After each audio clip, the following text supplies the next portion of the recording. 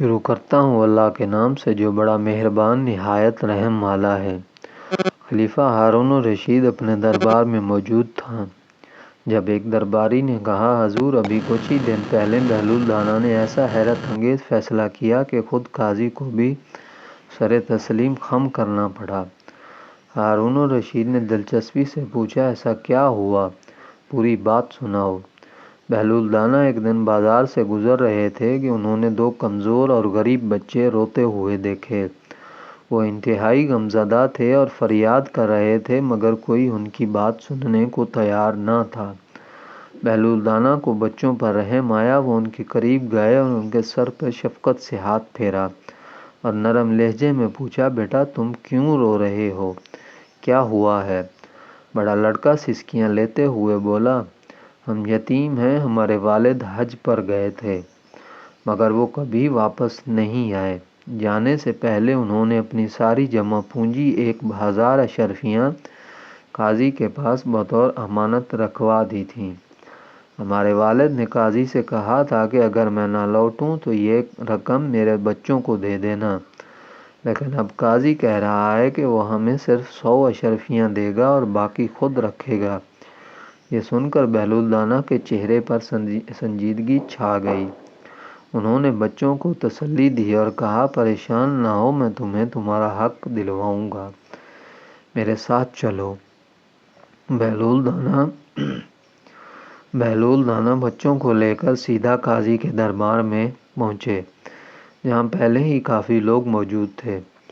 بہلول نے قاضی سے کہا، اے قاضی تم ان یتیم بچوں کا حق کیوں مار رہے ہو؟ ان کے والد نے تمہیں امانت دی تھی، تمہارا فرض ہے کہ پوری 1000 اشرفیاں انہیں واپس دو۔ قاضی نے مسکرا کر ٹھاٹھ سے جواب دیا، بہلول تم یہ بات نہیں سمجھ رہے، ان بچوں کے والد نے مجھے اختیار دیا تھا کہ میں جتنا چاہوں انہیں دے سکتا ہوں۔ اب میں 100 اشرفیاں دے رہا ہوں لیکن یہ قبول نہیں کر رہے اور مجھے بدنام کر رہے ہیں۔ بہلول نے اطمینان سے قاضی کی طرف دیکھا اور مسکراتے ہوئے بولے، اچھا قاضی صاحب، اگر ان کے والد نے تمہیں یہ اختیار دیا تھا کہ جتنا چاہو دے سکتے ہو تو پھر تم نے جو چاہا ان کو دینا پڑے گا، یعنی تمہیں 900 اشرفیاں بچوں کو دے دینی چاہیے اور خود صرف 100 اشرفیاں رکھنی چاہیے۔ یہ سن کر دربار میں ایک دم سناٹا چھا گیا۔ لوگ حیرت سے بہلول کو دیکھنے لگے۔ قاضی کا چہرہ پھک پڑ گیا، وہ لاجواب ہو چکا تھا۔ آخرکار شرمندگی کے عالم میں قاضی کو 900 اشرفیاں بچوں کو دینا پڑیں اور وہ خود صرف 100 اشرفیوں پر اکتفا کر سکا۔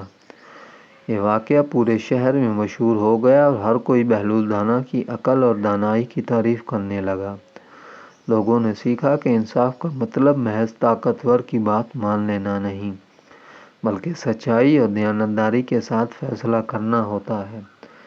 یہ کہانی ہمیں سکھاتی ہے کہ حکمت اور سچائی ہمیشہ جیت جاتی ہے، چاہے سامنے کتنا ہی بڑا اختیار رکھنے والا شخص کیوں نہ ہو۔